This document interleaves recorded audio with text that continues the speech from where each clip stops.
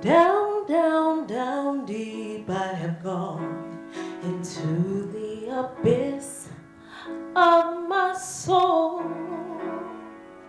Painful memories were there to behold, but no, no, no, I was not alone. You sent your healing balm to my wounded soul and let me know I can fly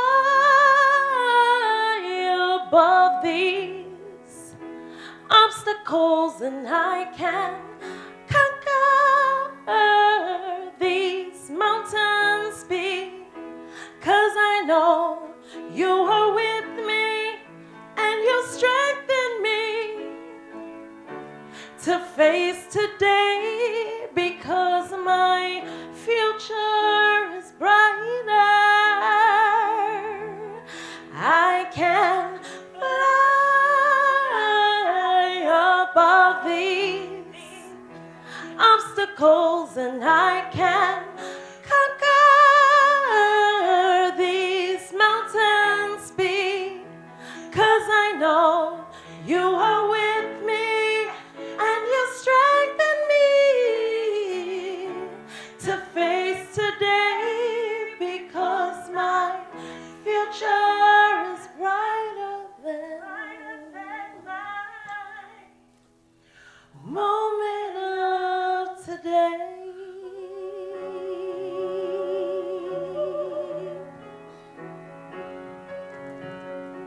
Moment of today.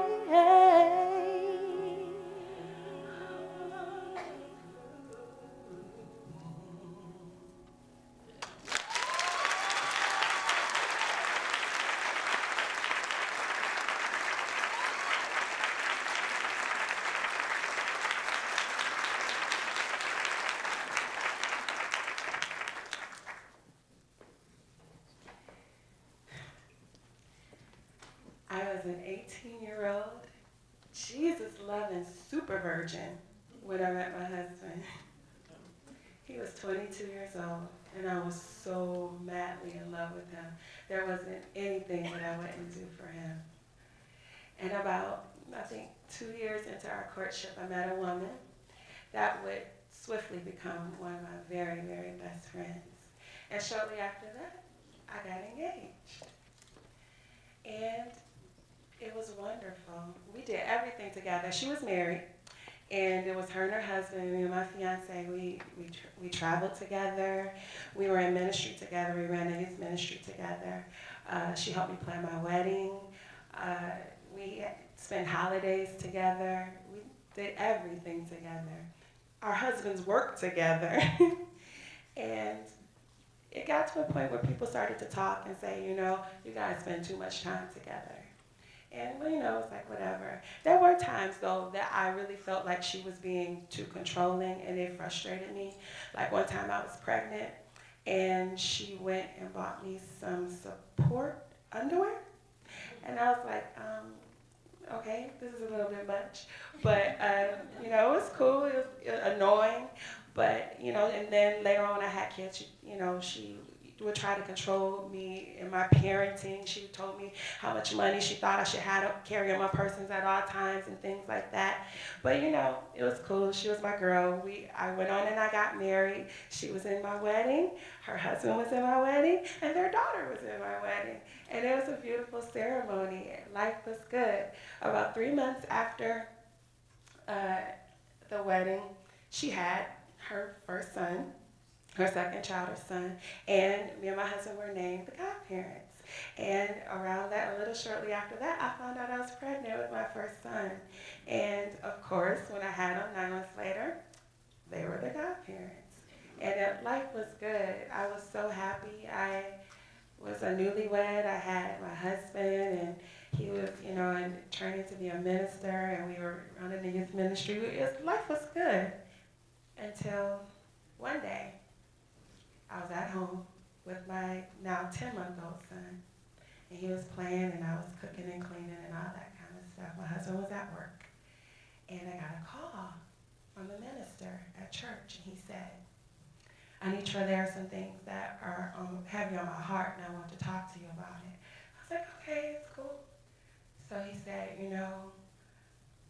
you're really naive, and you and your husband and your best friend and their husband, y'all spend too much time together. And at that time, honestly, I thought, you know what, we do need to set some boundaries because this is getting a bit much. But I didn't know how to go about doing that. And so he said, you're naive, and Anitra, your husband and your best friend are having an affair. It took my breath away. I was head over heels in love with this man, and he was my first kiss, but my first everything else. I was devastated. My head was swimming. My son was at my feet getting into things, and I'm on the phone shaking. I was discombobulated. I couldn't think. And so he went on to tell me, open your eyes. Then all of a sudden I remembered a moment. We were at church, and my husband was on a pulpit because he was in training to be a minister, and my best friend was sitting beside me. And there's this look that he gave her, and I remembered it. And at the time it happened, I didn't know what to do with it. It looked weird, it felt weird, but I didn't know exactly what it was, so I just kind of tucked it away. But then it all came flooding back. And the minister went on to tell me, yeah, he came to me and he confessed it.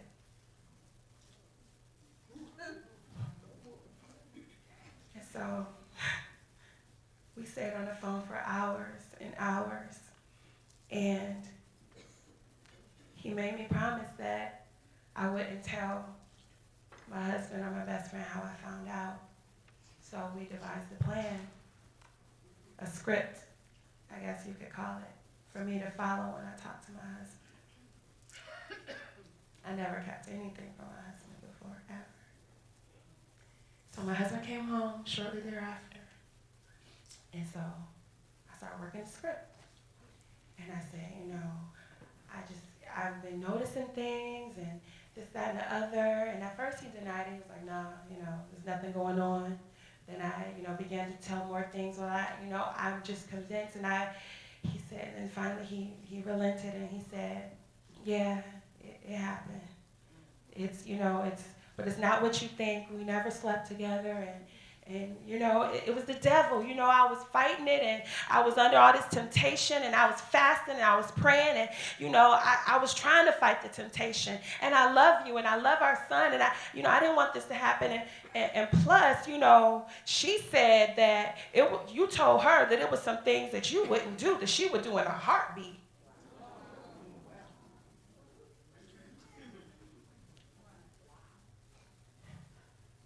He also figured out that our minister told me. He was, wasn't that dull or dim-witted. But, so I was devastated and hurt and pissed. So I called up my best friend. And I said, bitch, I'm gonna fuck you up if your ass ever come near me again.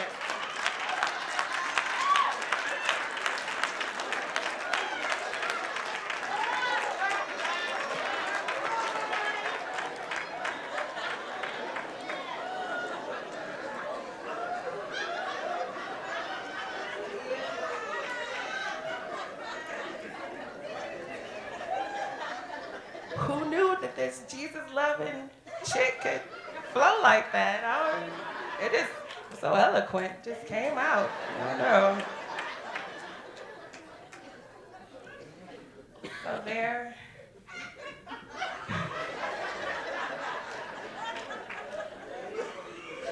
It is what it is.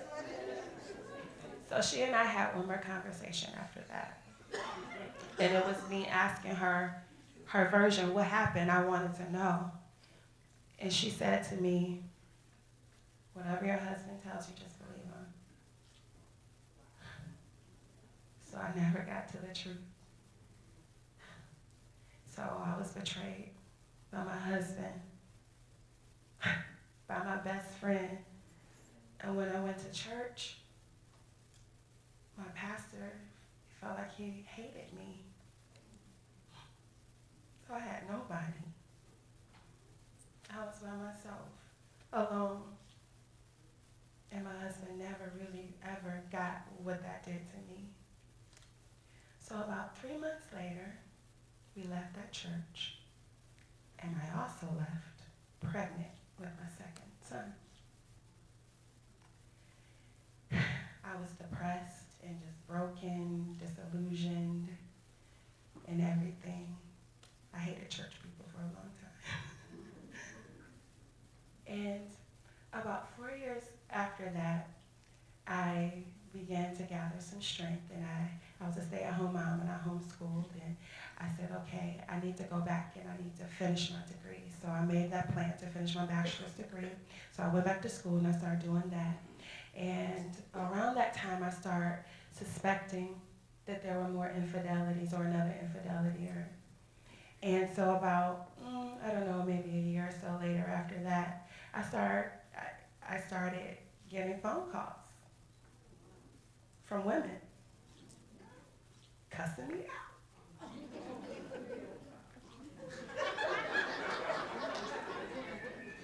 He continued to deny it, but obviously he was cheating. And I also found out I was pregnant again. Oh, no. Son number 3.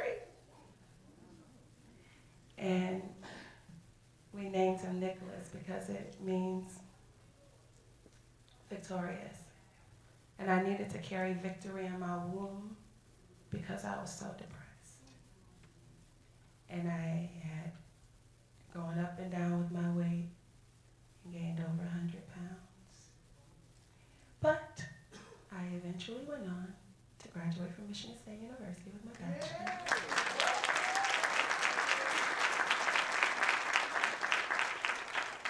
In music. And his infidelities continue, and I was just in such a broken place. I was just extremely depressed. His infidelities turned into mental and emotional abuse. It felt like he was trying to destroy me from the inside out with the things that he would say to me. And after about 11 years of marriage, I was finally able to gather enough strength and love myself enough to ask him to leave.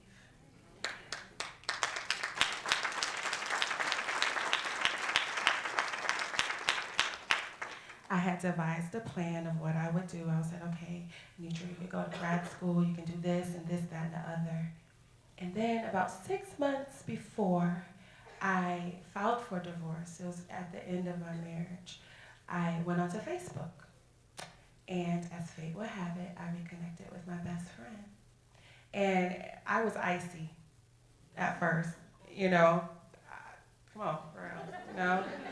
But I wanted to know what really went down, and I wanted to know the truth. And at this time, I was finally ready to hear everything. I wanted to hear every gory detail. I didn't want her to spare anything at all. I wanted to hear it all. So we agreed to meet at P.F. Chang's, where she told me her story.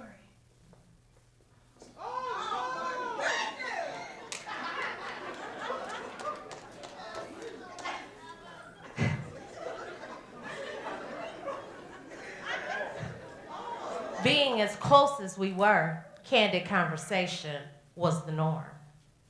So I didn't think anything of it when her husband told me that he had been having dreams about me. I told him I had a dream too.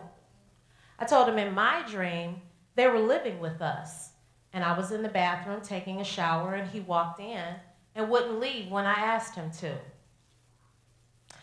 After I told him that, things went on as normal. We were still always together doing things until he would start making comments about how good I smelled or how I looked, or beginning to call to see what was up.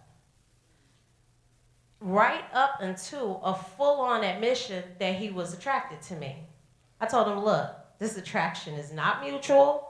It is not going to happen. And I think you should go and talk to our minister about this and handle this privately. It seemed that he had taken my advice because phone calls stopped, comments stopped, things went back to normal, or so it seemed, until our car was down one day. And he came and he took my husband to work. Once he dropped my husband off, he turned around and he came back to the house saying, we need some help with some important paperwork and you're good at that. Can you help us out? I'm sitting at my dining room table writing and he's pacing the floor. He walks up behind me and puts his hands on my shoulders, pressing me down into the chair, leaning in to kiss me. I stood up, I was like, whoa, this is not about to happen. You got to go. He then began to paw at me and pull me closer, begging, just one time, come on, just one time. I walked to my back door after I broke away from him and yelled out loud, okay, you gotta go now. My baby sister was living with us, so she heard me ask him to leave. Once he realized somebody else was there, he quickly ran out the door.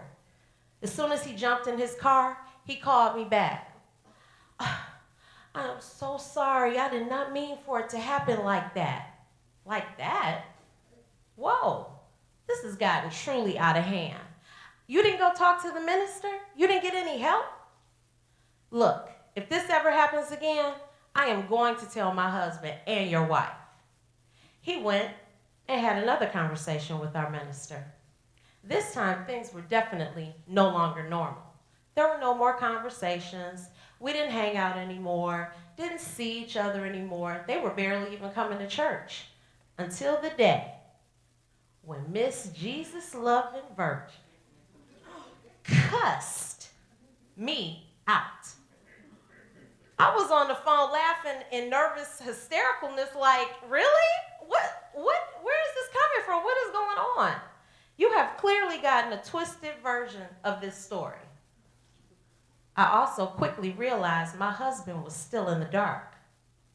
So I hung up the phone with her, turned my car around. I was headed to work. And I went directly to him and told him everything because I wanted him to hear the truth from me. And thankfully, he believed me. He too already knew things about him. Although my husband's trust and belief in me should have been all that mattered, here I was left to deal with this mess and the silent judgment and rumors of our shared friends for years. I never got to tell my side of that story until 3 years ago when we met at P.F. Chang's and talked for 5 hours. I admitted to her, I made a mistake. I told your husband about my dream, and I kept his attraction to me a secret from both you and my husband. I thought I was handling it right. Just like that whole controlling bit, let me just clear that up for a second, okay? I thought I was being a good friend, being a big sister, because I was the baby. You know, my big sister was like, you don't got no money in your pocket. So I was just passing that little helpful information along, okay?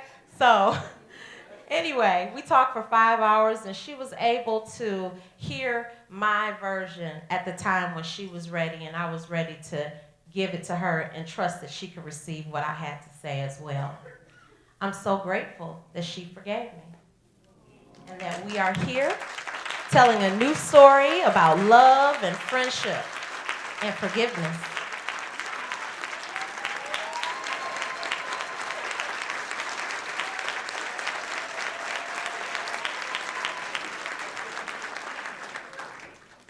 To further tell some more happiness to the story, after I filed for divorce, I signed up for karate. And I began my journey of martial arts that I'm so in love with. I studied karate, and I'm soon about to be testing for my black belt. And I also studied Brazilian Jiu-Jitsu, and I've had the opportunity to fight as a mixed martial artist in the cage. My record is 3-0. And In addition to that, I went on to finish my master's degree in elementary education. And I'm a first grade school teacher. And obviously, I lost the weight.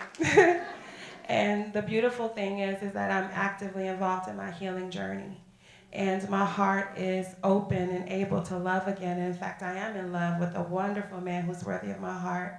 And beyond that, I'm so grateful that I have Villetta and her family back in me and my children's lives. I am just so immensely blessed to have her as a friend.